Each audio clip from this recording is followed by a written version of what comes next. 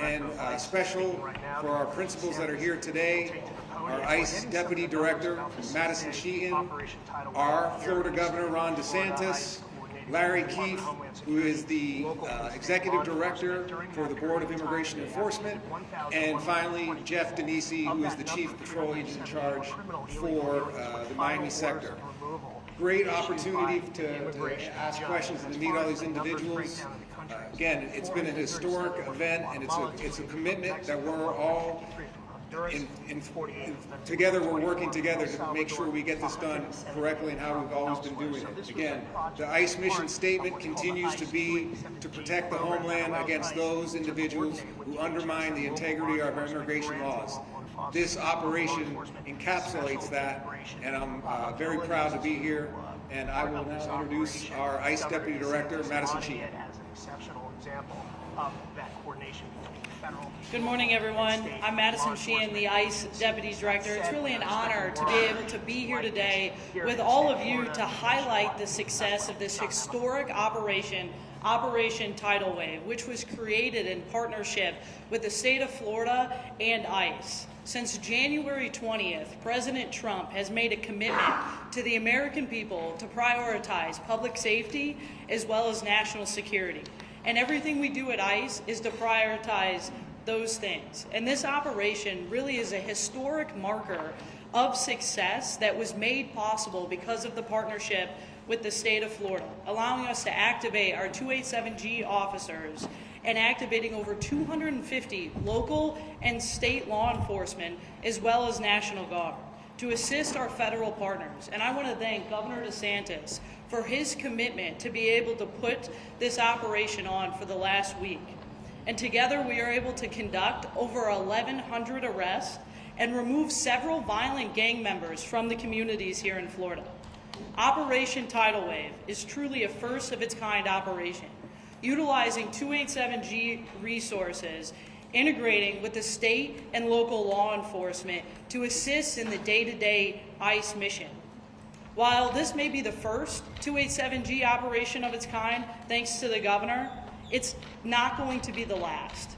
President Trump, Secretary Noem, and ICE are committed to these large-scale operations to be able to keep our communities safe, because we will not stop until our American families and everyday Americans are safe in their own communities, because we have zero tolerance for criminal, illegal aliens. I want to also highlight some of the historic arrests that were made by our 287G partners, including a Brazilian national that has a history of aggravated assault. We have a Mexican national taken into custody whose history includes kidnapping, and we also have Colombian nationals who were convicted of murder that we were able to take off of the street thanks to the men and women of ICE, our federal partners, as well as our state and local officers who dedicate themselves every single day to keeping the American people and the people of Florida safe. I'd also like to thank our partners here at Operation Tidal Wave, including the Florida Department of Law Enforcement, the Florida Department of Emergency Management, the Florida Highway Patrol, the Florida National Guard, the Florida Sheriff's Association, as well as the Fish and Wildlife Commission and their Department of Corrections, who all came to the table when we were met the moment that was asked of them, directed by Governor DeSantis, working directly with ICE here in the state of Florida to create this historic partnership that will go down as the most single arrest done by a state in a single week that ICE has ever had, leading up to that 1,100 arrests that we've been able to highlight over this last week. Truly a historic marker of a model that can be used not only here in the state of Florida for many operations to come, and I think the governor would agree that this will not be the last one here in the state of Florida, but also a model that we're able to take to other states to make it a priority that the president has kept to the American people to make sure our communities are safe and continue to be safe. I'd also like to thank our federal partners, including CBP, the U.S. Coast Guard, ATF, DEA, the FBI, and the U.S. Marshals. This is truly an all-government approach set the tone by President Trump and Secretary Noem, and ICE is able to take the lead with these partners to be able to make this historic event and historic operation, Operation Tidal Wave, happen. Again, I'd like to thank Governor DeSantis for his continued support and commitment to the people of ICE and the people of America to be able to get this done. I'd also like to thank President Trump and Secretary Noem for their continued leadership and commitment to the American people. Thank you. All right, and moving on, our great governor of Florida, Mr. Ron DeSantis. Well, thank you. 4 years ago, we had seen something that we had never seen in American history. We had a president, Joe Biden, that opened the border and basically declared that people could come illegally. Interior enforcement was rendered basically null and void, and this was impacting not just the southern border region of Texas or Arizona, but communities all across the country, including in the state of Florida. And so 4 years ago, we were sending people to the southern border to help supplement state efforts to try to mitigate the damage. And our Operation Lone Star saw more than 1,000 national, state guardsmen, state law enforcement officers go to Texas to assist the state of Texas in stopping this border invasion. We also, being a maritime state, we are vulnerable to having illegal boats coming and bringing illegal aliens onto our shores. This was particularly pressing when you had issues in Haiti bubble up even more, and there was a lot of issues that people thought was going to lead to a mass migration into the state of Florida. We launched Operation Vigilant Sentry. We deployed more than 250 officers and soldiers from Florida Division of Emergency Management, State Guard, and other state law enforcement agencies to patrol Florida's southern coast. That was supplementing what the Coast Guard is already doing, but because of our efforts, we were able to bring about more than 17,000 repatriations and almost 500 vessels removed since that time at the end of 2022. And we worked together with the Coast Guard on that, but that was a huge, huge positive for us. Of course, our state efforts didn't end there. We were involved in illegal alien transport, similar to what Texas was doing, so that sanctuary jurisdictions were having to deal with the issues that the open border was bringing to other communities.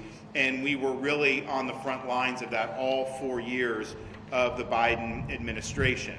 Enter the 2024 election and the election of President Trump again.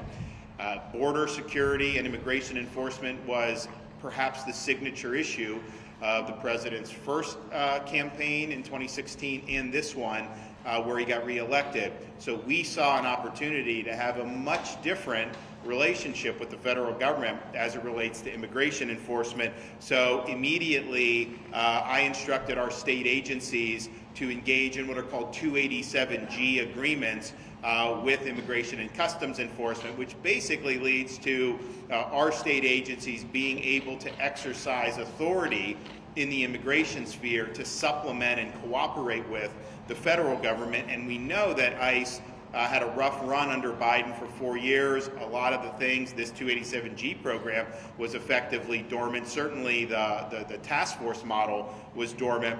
So we did that. So you had Highway Patrol, Florida Department of Law Enforcement, Fish and Wildlife, all those agencies signing agreements. And I think you now have, I read a blurb that you have like 500 agencies, law enforcement agencies across the country that now have these agreements with ICE, and about half of those are in Florida, state and local, which we're really, really proud of. We're also, though, not just stopping with law enforcement. We've also done 287G agreements with regulatory agencies in Florida. Our Department of Business and Professional Regulation, Division of Alcoholic Beverage and Tobacco, the Florida Gaming Control Commission, and the Florida Lottery all operate in what we would consider target-rich environments. During their routine inspection and investigative duties, special agents are oftentimes in contact with people who may be in our country illegally. So we think deputizing those officers in regulatory spaces is going to be another source to lead to these immigration enforcement efforts. Now, when President Trump was preparing to take office, I called a special session of the Florida legislature because I knew that we needed policy in Florida that would require all state and local agencies, law enforcement, to participate in these efforts. We're not a sanctuary state. We ban sanctuary cities, but that just means you can sit on your hands. Yeah, you can't sabotage the efforts, but you were under no obligation to be on the team. We had to battle some of the folks in the House of Representatives in Florida, but we were able to get that done. And so now all 67 counties have 287G agreements with their sheriff's departments, and we're adding more and more police departments each and every day. So Florida's really led the effort there. Some of these agencies would have wanted to be a part of the fight. Others would have rather not have been part of the fight, but because of our legislation, they are all, in fact, a part of the fight. And this is something that's been really, really good. And there's been a lot of great enforcement efforts leading up to Operation Tidal Wave, but this has been the first of its kind throughout the United States. This is the largest immigration enforcement operation that we've seen in quite some time throughout the entire country. Florida state agencies assisted federal authorities to arrest over 1,100 illegal aliens across the state. That is a really significant impact. And we're demonstrating why we're going to continue to lead on this issue. And you see some of the people that were arrested there. These are people that should have never been in our country. Some of these people had been previously deported. Some of these people had been alerted in the Biden administration, but this is something they didn't want to have to do with it. So our folks have worked hand in hand with DHS to really, really make a difference for the people of Florida and for the people of the United States of America. Because I think when you're dealing with people, millions and millions of people here illegally, you see some of these folks who have huge, huge problems in their background, with their conduct, and really put our communities at risk. It's important that the law is enforced. It's important that those people are taken care of. But what it also does is sends the message going forward: the United States of America is serious about enforcing its immigration laws. So whereas under the previous president, you could pay coyotes and come to the border knowing that you'd be home free once you got there, there's a new sheriff in town. That is not going to be permitted. And I think that's one of the reasons why you've had the largest drop in border crossings in American history during President Trump's first 100 days. And so this has been night and day in terms of our state efforts, working with the Trump administration. I think it's going very, very well. That was not necessarily the case under the previous administration.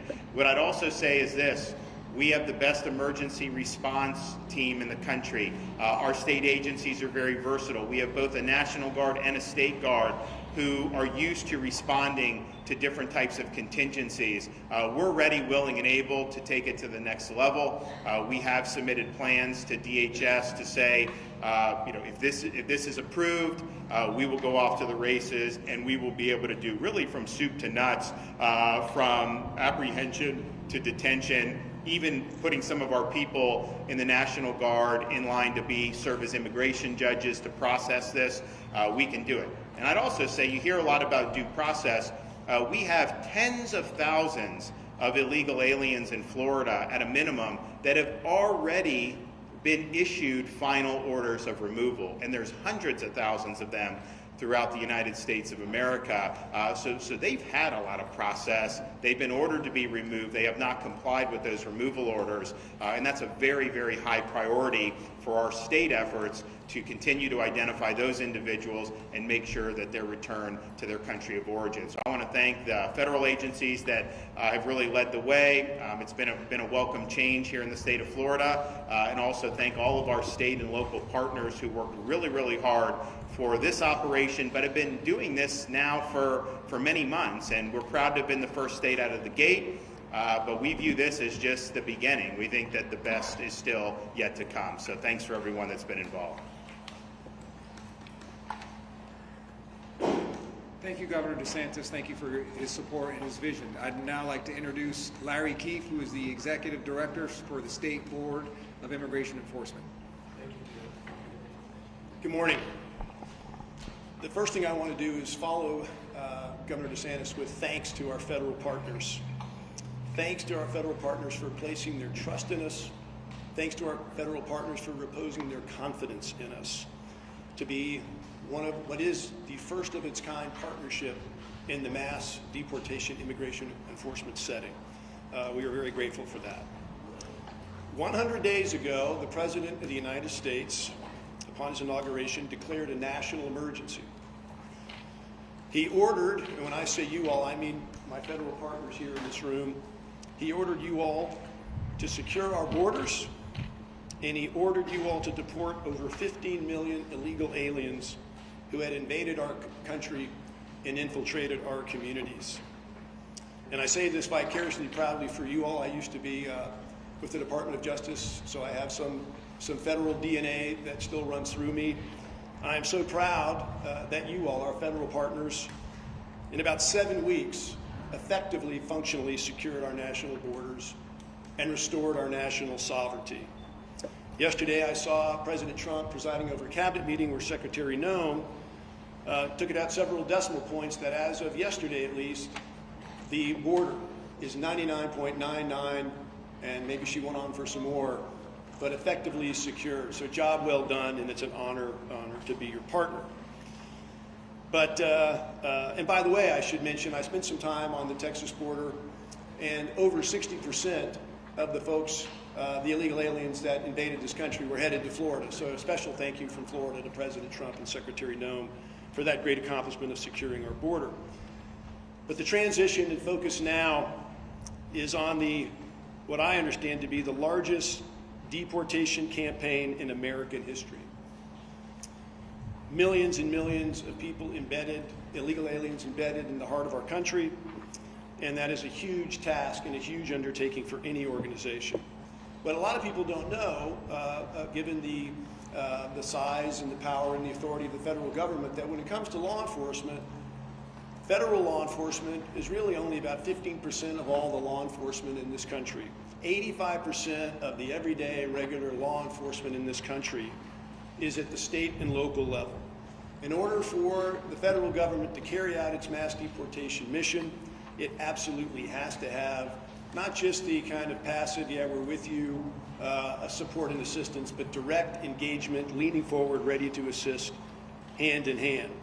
Our governor in Florida recognized that within a week, I think, Governor, of President Trump's inauguration, and called the special session of the Florida legislature, where everybody in Florida combined, the legislature, the governor, all the members of the cabinet, said, we are lockstep with you, Mr. President. We are there 100%, every bit of the way, leaning forward, 287G, the whole works. So to leave my thanks for my federal partners at the moment right now, thank you for reposing your trust and confidence in us. And Florida looks forward to being the bellwether, the blueprint, the prototype of how state and locals work with their federal partners to make things happen and get things done in all settings, but in this instance, the mass deportation setting. Let me turn now to something I don't do often enough, and that is to thank my Florida state and local colleagues, some of whom are standing behind me, but not all of them are. And some say that familiarity breeds forgetfulness in who matters to you and who to be grateful for. So I want to express my gratitude to them and all they've done to make this happen and will continue to do to make this happen. About 3 months ago, when I began my efforts toward this project, I went to Washington, D.C., and I spoke with one of the senior leaders at DHS named David Venturella, and I told him unabashedly that Florida is going to do absolutely whatever it must do to be the best state partner for President Trump and Secretary Noem in this endeavor. Shortly after that, the state and all of our state agencies came to Miami, where there's the greatest concentration of the DHS folks that are really calling the shots of what happens in Florida. And we met with them, and we didn't just meet with them and leave and go back to Tallahassee and other places. We embedded with them at the Joint Intelligence Operations Center and formed real relationships. And we have continued through representative state law enforcement agencies to be there in that federal space, breathing the same air, arm in arm, sitting next to each other, doing all the things you need to do to go about finding, sorting, detaining, and deporting illegal aliens, especially those that are residing in the state of Florida. These are real, authentic relationships, federal, state, and local working together in one physical place. Imagine it in the 21st century, post-COVID. They are very well underway in their efforts in terms of understanding Florida's capabilities and capacities, all the tools that the state of Florida has to bring to the mission. And I would say that, as you all can tell from Governor DeSantis and his approach, not just are we there passively offering tools, we want to get in and do the work. And so Florida is also offering solutions. You heard the governor mention some of them with regard to detention and transportation, all involved in this process. There are two individuals that have a very key role in scaling this up, or this blueprint can be taken to other states from Florida. And that we have with us behind me today, Director Kevin Guthrie of the Division of Emergency Management and General John Haas of the Florida National Guard, in terms of the mass movements of people. After they have been found, after they have been detained, there's lots of movements, there's lots of needs for housing, lots of logistics complexities that would make Amazon delivery or Federal Express blush. They are amazing in their skills, and they're offering those. So I want to say a quick thank you to my my state partners once again, my state colleagues, for being chosen, for being trusted, and for making Florida proud. As I bring it in for a landing here, my perspectives on Operation Tidal Wave is I'm so enthusiastic, so excited. I'm not surprised. I knew it would be a success. Our federal partners are amazing. The state leaned in on it, and those numbers are wonderful and they're great. But quite frankly, my perspective is that Operation Tidal Wave, at least that 1 week of it that's occurred already, our first op, so to speak, was a warm-up, was a test run, was just to kind of see how things played out after all those months of working and planning. I see it as just that. It is not going to be just a succession of surges and operations and press conferences. This is going to be a sustained, persistent effort. And these relationships that I've gone on and on about today prove themselves in the heat of battle. And I'm so glad for that, but it's just a warm-up. The greatest obstacle that I perceive in this whole space right now is lawfare. It is the weaponization of the judiciary, and it is things other than the mission itself, things unrelated to finding, sorting, detaining, and deporting. That is the greatest obstacle to slow down momentum for those who want to obstruct this process, and it is essential that there be strong leadership. It takes a unique type of leader in this type of environment, a leader that is bold, a leader that is decisive, a leader that is resolute, and a leader that is, and leaders plural, who are undaunted in the face of this weaponized judiciary and lawfare. And we absolutely have that. The stars have aligned. It's a perfect storm of goodness with President Trump, Secretary Noem, and Governor DeSantis. They are the right leaders at the right place at the right time. Lastly, my perspectives on the partnership going forward. Once again, what has happened here this past week that we're here talking about today is a warm-up. What matters now is how we put together our plan, or finalize our plan for execution on what is going to be constant, persistent pressure and effort in this process. And a key to that is going to be measuring success. A lot of people fear accountability. They don't like it. They don't like to measure things. But this is quintessentially a numbers mission. If you're engaged in mass deportation and you're focused on success in mass deportation in Florida, then you got to know how many apprehensions are you having? How many people have you detained? How many people have you deported? So it is key for the citizens of the state and the citizens of the country to hold their leaders accountable, to find out what is your sheriff doing? What is your police chief doing? What are those law enforcement agencies or local officials doing that they can do to assist in this emergency mission? That's all I have. Thank you very much, and once again, thanks to our federal hosting partners. Thank you, Mr. Keefe. And now I'd like to introduce the Chief Patrol Agent for the Miami sector, Chief Jeff Denisi. Good morning.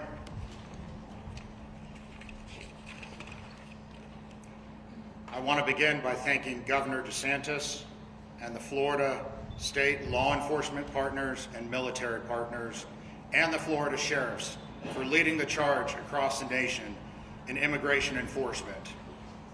It's because of your unwavering partnership, the first iteration of Operation Tidal Wave was a resounding success.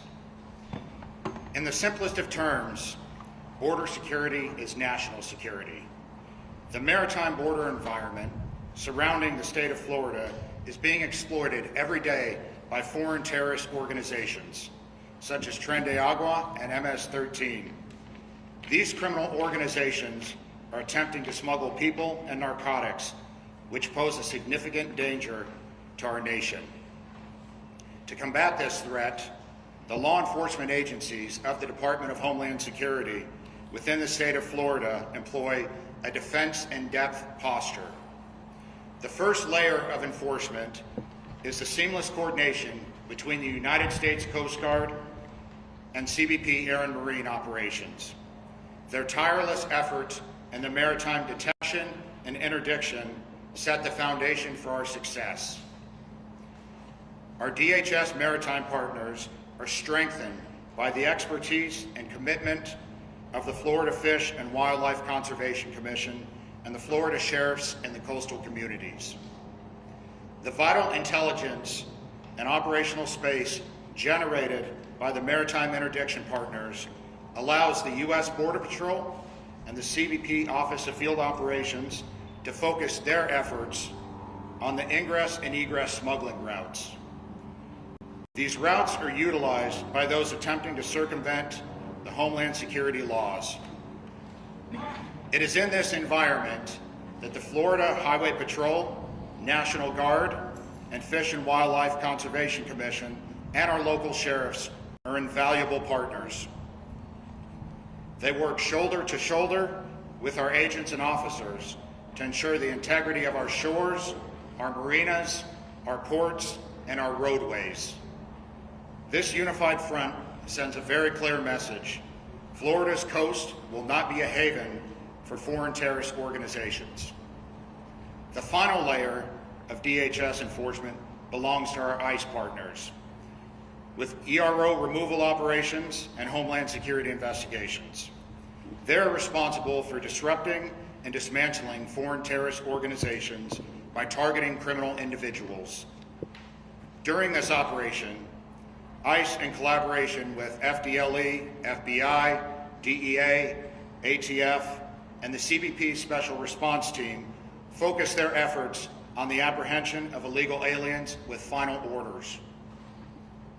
It gives me great pride and pleasure to highlight some of the criminal aliens on the display boards you see here that our agents and officers work together to remove from our Florida communities. While on patrol in Jupiter, Florida, Border Patrol agents and Highway Patrol troopers arrested Alejandro Flores. He's an illegal alien from Mexico. Flores is an aggravated felon with criminal convictions for alien smuggling. Flores is being prosecuted for re-entry after deportation and will swiftly be deported after serving his sentence.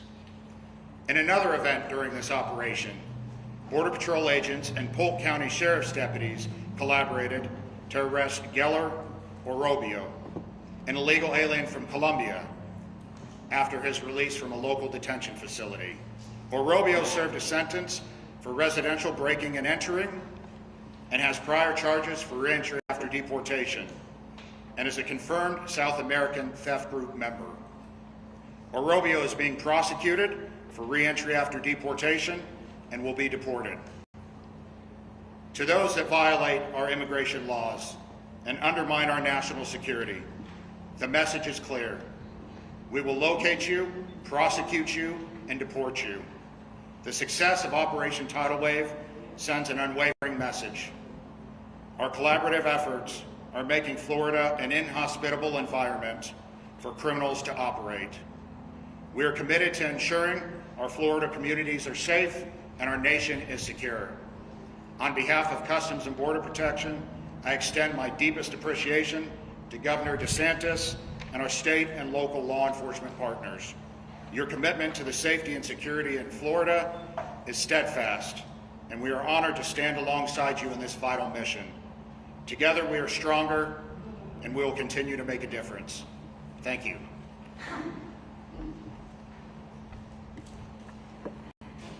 Thank you, Chief Denisi. That will conclude the presentation portion.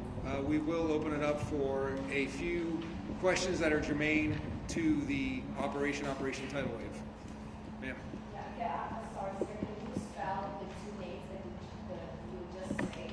Because there's Jumping off for a point of clarification. Flores, who was from Colombia. Can you spell it for us? Right. Sure. And also, we don't have any names on those displays, and the names that you mentioned there are different than the names in the news release, so maybe just... Okay, we can definitely get you updates. I don't think that's a problem.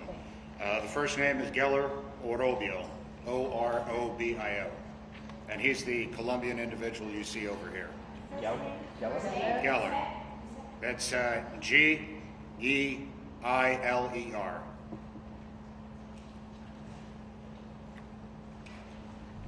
Folks, can you please say your name and your news organization, please?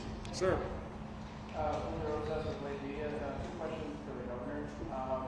So, as predicted, with Operation Tidal and similar law enforcement efforts in the state, immigration attorneys, immigration advocates are saying that this operations like this are basically racial profiling with casinos. I just wanted to see your response to that. And then the second question is, the executive director touched on criminal welfare. Do you have any concerns that with the lawsuits happening and federal injunctions, that sure you can arrest all these people, but getting them out seems to be kind of not so much of a done deal. So do you have concerns that federal injunctions and lawsuits could hinder these kind of... Of course. I mean, I think we've seen it. You know, on the one hand, Biden opened the border. You'd have states like Texas do legislation to say, okay, we'll enforce federal law. And the courts would say, oh no, it's the province of the federal government. And so they have a right and supremacy to not take care that the laws are faithfully. It'd be one thing if the state was going against what the law is, then you could say supremacy. So it basically neutered the states. Now we're in a situation where the federal government is enforcing the law, and the courts are saying, well, no, you really can't do that. People need to have, you know, some O.J. Simpson type trial before they can be deported. It's nuts.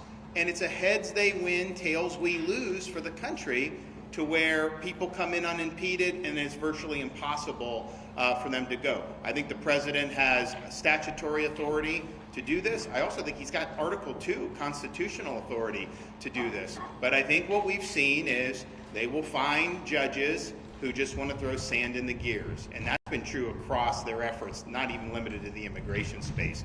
So I anticipate that will likely continue.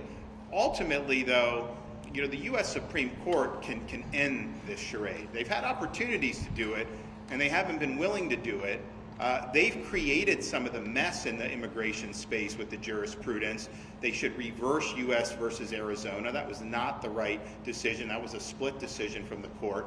And so they have an opportunity to get this basically on better footing, because right now you have the policies are really being hijacked by these district judges, and they shouldn't be able to do a nationwide injunction.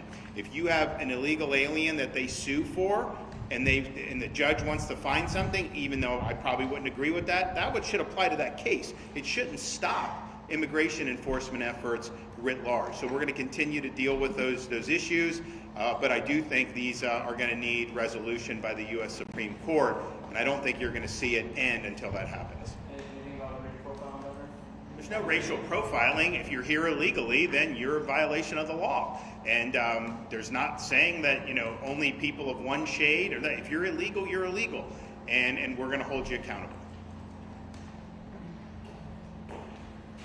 Ma'am. Hi, so I was wondering how you guys are handling the balance between pursuing what you consider foreign criminals and national criminals, because foreigners are not the only criminals. Law enforcement agents at the state and local levels also need to pursue national U.S. citizens that are committing crimes. So how are we balancing that to make sure we're not distracting them from their job? Well, our state and local, they are doing their jobs as they always do. Their role in this is to supplement the efforts that the feds are doing. The reality is they come into contact with illegal aliens more than the feds do, just in a matter of course. And so to have this cooperation, I mean, our highway patrol, you have people driving on the highways here illegally.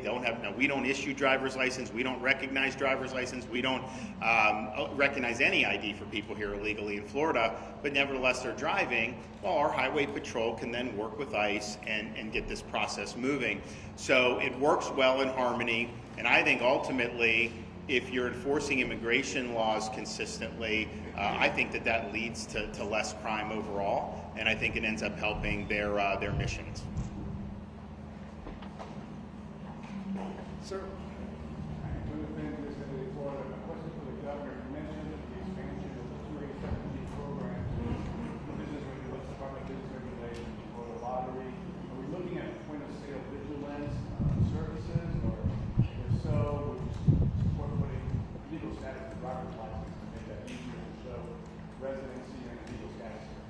So I think that remains to be seen how they're exactly going to do it. I think that these folks are involved in areas where they're likely going to be able to add value to what ICE and DHS are doing.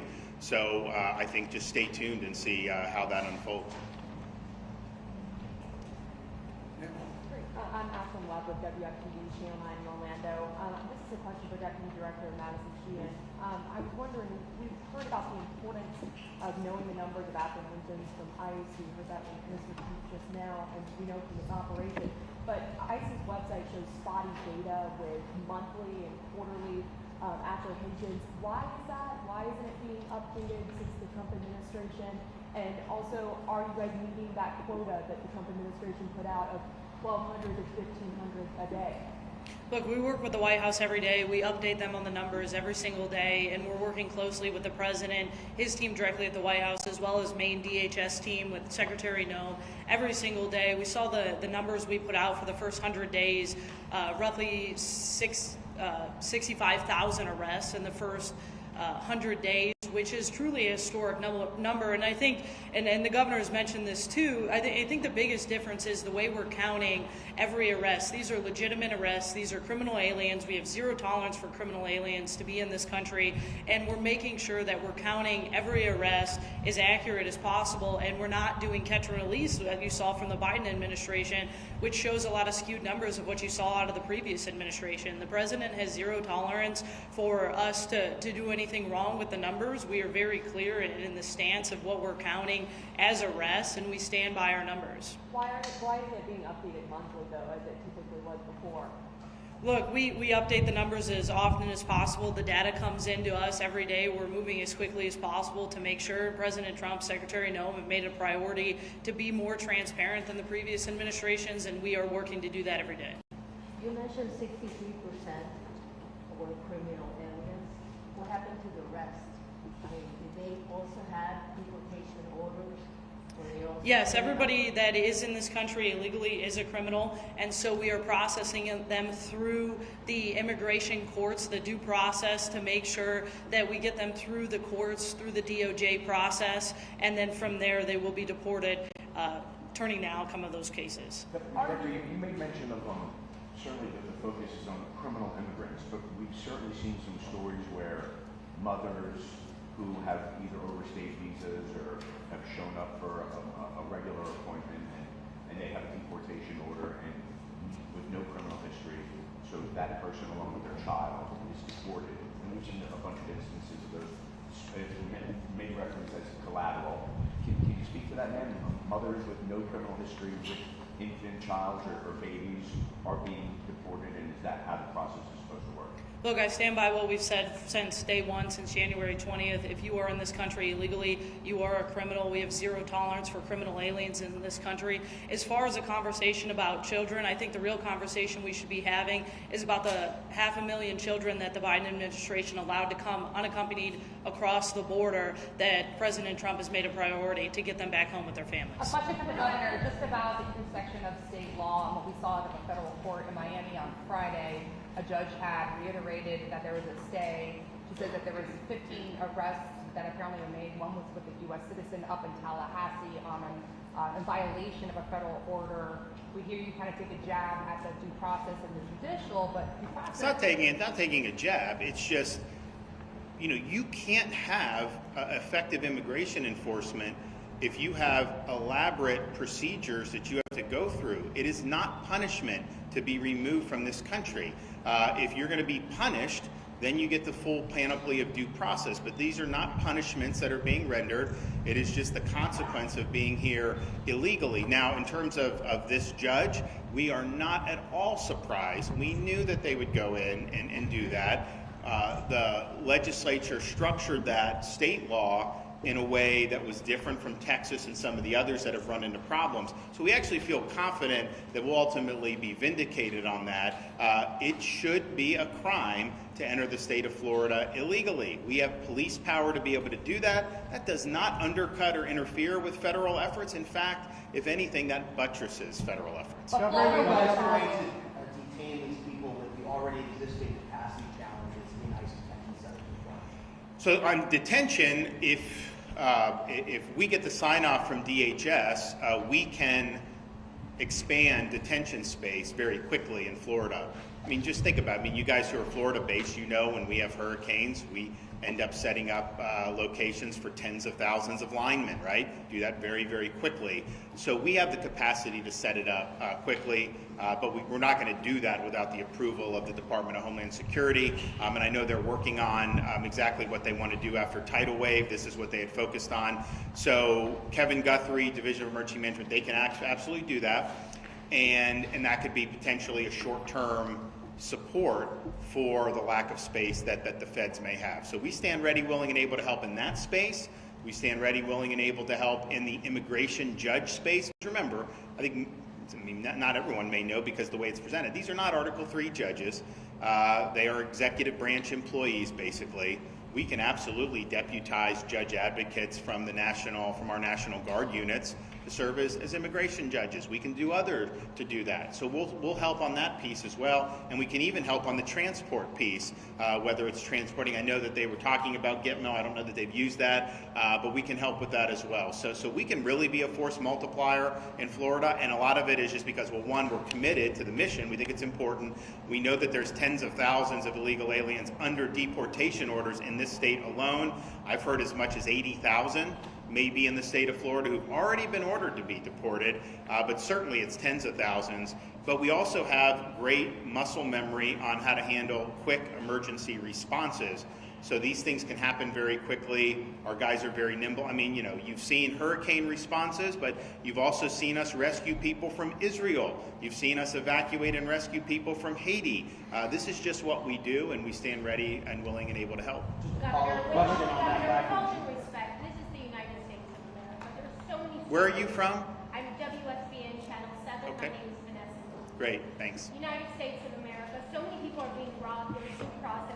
This is wonderful, this dog and pony show, but there's American citizens who are being deported. They show their birth certificates, they show their passports, they show their IDs, and a lot of the work being done is a little sloppy. Well, first of all, I'll let ICE handle that accusation that you're making, that they're deporting American citizens who are showing birth certificates and all that. I don't believe that that's true, but I'll let them respond to that. But you seem to have no sympathy. You seem to have no sympathy for people that have been victimized by illegal aliens. What about people, you have someone driving drunk and kills American citizen? What about people that have been deported previously and let in under Biden, who then commit sexual offenses or commit homicides? And then we have more victims as a result of the federal government's previous inattention and unwillingness to enforce the law. So there are a lot of people that have been harmed by illegal immigration. There have been people that have been harmed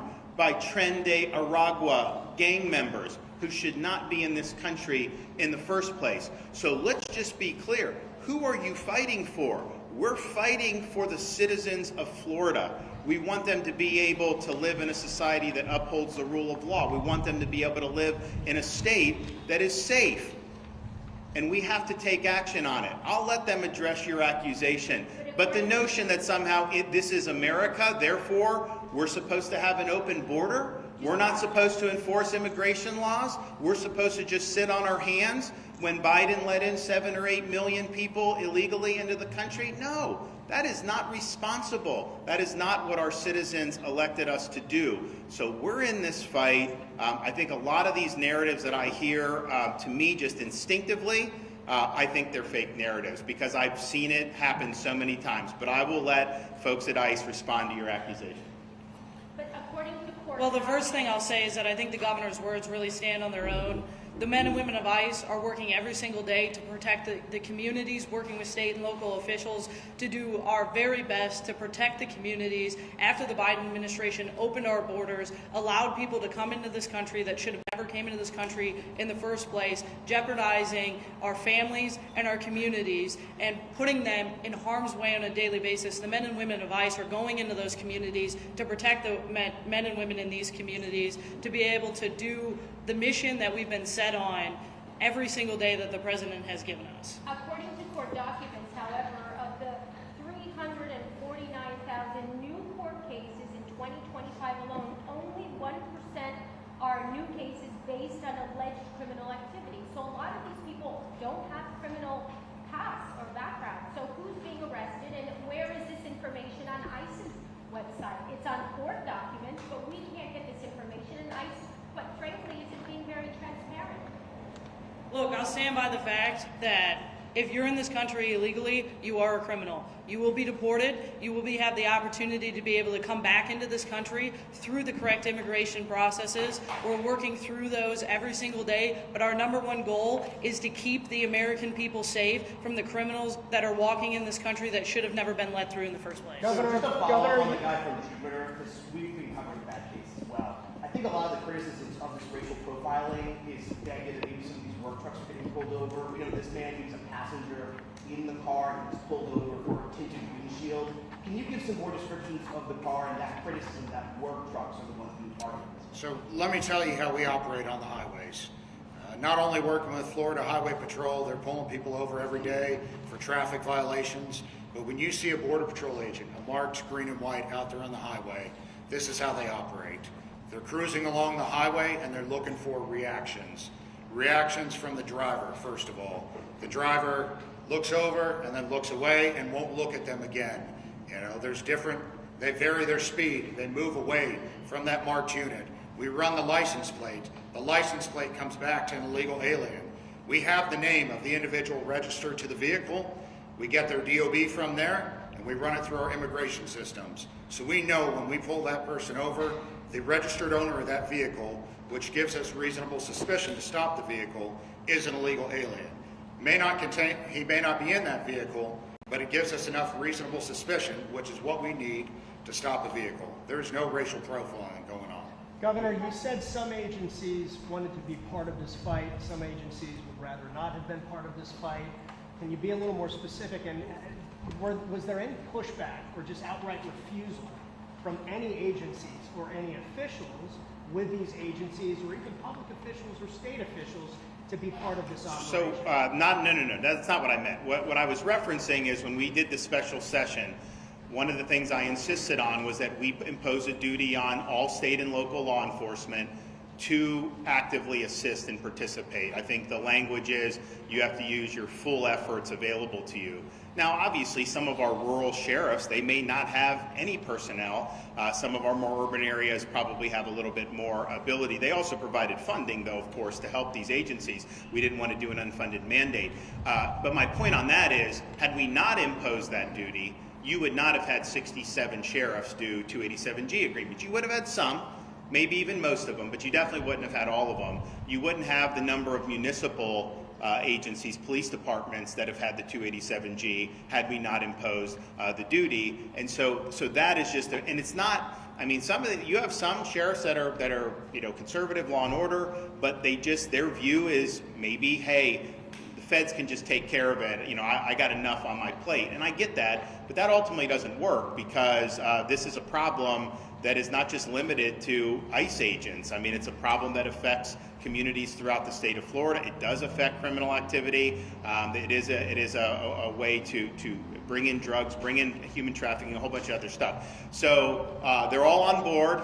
They've all signed up. As far as I know, every agency is following their duties under state law. And I know that when there have been questions about that, like we had in Orange County, the Florida Attorney General reminded the folks there of the duties under law, and that was taken care of. But it was nothing about this tidal wave. That wasn't what I meant. I meant going into the special session. Had we not sought the legislation, I think that Florida's enforcement would be a little bit more patchwork. I think most of the agencies would probably, our state agencies for sure, because we said the state has to be involved. But on the local level, I think you would have seen some involved and then some. None of them would have been sanctuary because that's against Florida law. But there's a difference between not being a sanctuary and then being on the team and actually helping to amplify the effort. That we cover in South Florida, there are unique communities we cover. Doral, for example, was established and thrived because of Venezuelans. Now thousands are afraid they're going to lose their temporary protective status from the dictatorship in Venezuela, and they're going to lose their work permits, they're going to lose their legal status. Are you afraid that these people will not turn to local police if they are victims or witnesses of a crime? Are you afraid of being concerned at all over the impact in the community like Doral? So the TPS issue is obviously something that the administration will respond to, but I'm not concerned about not seeking support if there's criminal activity. But I will tell you this, because I know Doral very well, and we have a lot of great friends there, and actually got a lot of support there over the years. When we did the Martha's Vineyard, it was mostly Venezuelans who were on that. And people were saying, oh my gosh, Doral, they're going to be so upset because there were Venezuelans. And it turned out these people were thanking me because what they saw was the regime sending people to the border who shouldn't be in the United States. And so I think the way it can be presented by some of the media is different from what you hear from people when you actually get on the ground and cut through the BS. And so we've got a very vibrant Venezuelan American community.